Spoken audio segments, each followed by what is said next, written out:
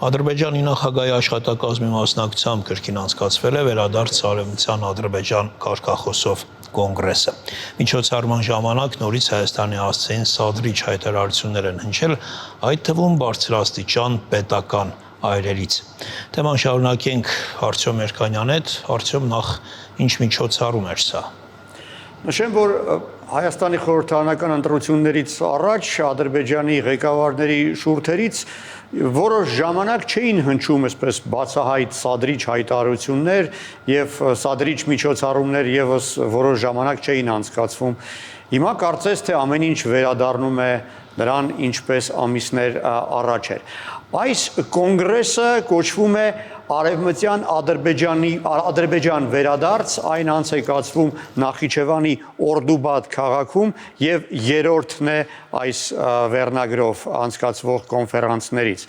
Պետք է ընդգծեմ, որ այն կազմակերպվում է նաև պետական կառույցների մասնակցությամբ։ Գլխավոր կազմակերպիչը Արևմտյան Ադրբեջանի համայնք կոչվող իբրև թե հասարակական կազմակերպությունն է, բայց որպես համակազմակերպիչներ ներկայանում են նաև Նախիջևանի ինքնավարությունում Ադրբեջանի նախագահի լիազոր ներկայացուցիչ գրասենյակը եւ գիտության ու կրթության նախարարությունը։ Այսինքն ուզում եմ ընդգծել, որ սա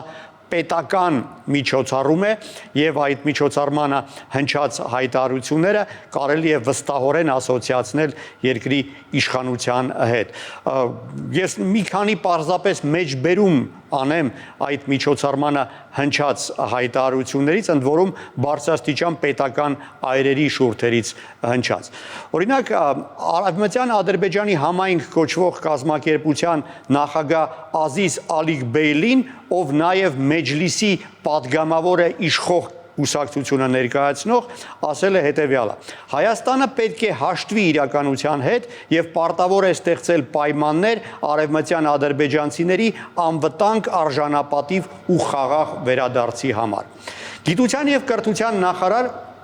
Էմին Ամուրուլաևը ասել է. Արևմտյան Ադրբեջան վերադառնալու թեման խաղում է եւ շարունակի խաղալ հիմնարար դեր ազգային ինքնության ձևավորման եւ երիտասարդության կրթության գործում։ Ադրբեջանի խորհրդարանի փոխնախագահ Զիաֆետ Ասկերովը ասել է. Արևմտյան ադրբեջանցիների վերադարձը իրենց պատմական հողեր Ադրբեջանի արտաքին քաղաքականության հիմնական առաջնահերթություններից մեկն է։ Այդ հողերը մեր նախնիների տարածքներն են։ Ինչ է սա, եթե ոչ տարածքային պահանջ ներկայացնելու հերթական դրսևորում։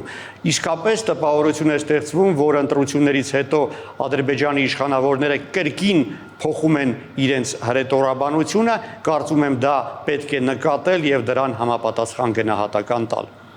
Իսկ Ալիևի հռետորաբանության մեջ ինչ-որ բան փոխվել ընտրություններից հետո։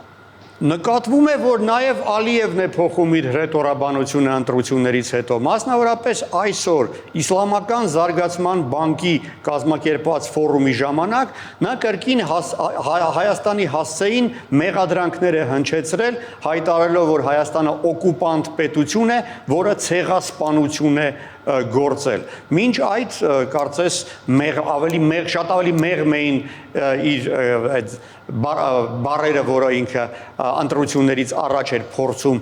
փնտրել։ Իսկ 2 օր առաջ Շուշիում միջազգային մի կոնֆերանսի ժամանակ կրկին թրիփը Զանգեզուրի միջանցք է անվանել Ալիևը, մի բան, ինչ ընտրություններից առաջ վերջին շաբաթների ընթացքում չէր անում։ Եվ դրանից հետո նաև բարձրաստիճան այլ ադրբեջանցի եւ թուրք պաշտոնյաները սկսեցին կրկին թրիփը անվանել Զանգեզուրի միջանցք։ Օրինակ 2 օր առաջ էկոնոմիկայի նախարար Միքայել Ջաբարովն է կրկին օգտագործել Զանգեզուրի միջանցք բառակապակցությունը։ Դրանից հետո Թուրքիայի փոխնախագահ Ջևդետ Ելմազը կրկին Զանգեզուրի միջանցքի մասին է խոսել։ Բայց բոլորից ավելի առաջ է այդ իմաստով զարգացել Թուրքիայում իշխող կոալիցիայի մեջ մտնող ազգայնական շարժում կուսակցության առաջնորդ Դևլետ Բախչելին, ընդգծեմ, որ նա փաստորեն Էրդողանի կոալիցիոն դաշնակիցն է։ Նա ասել է, որ Թրամփի ուղին պետք է վերանվանել թուրանական միջանցք, Նա ասել է, որ սա զուտ թուրքական նախաձեռնություն է եւ սպասարկում է թուրքական շահը։ Մեջ բերեմ նրա խոսքերը, այս թուրանական միջանցքի նպատակն է միավորել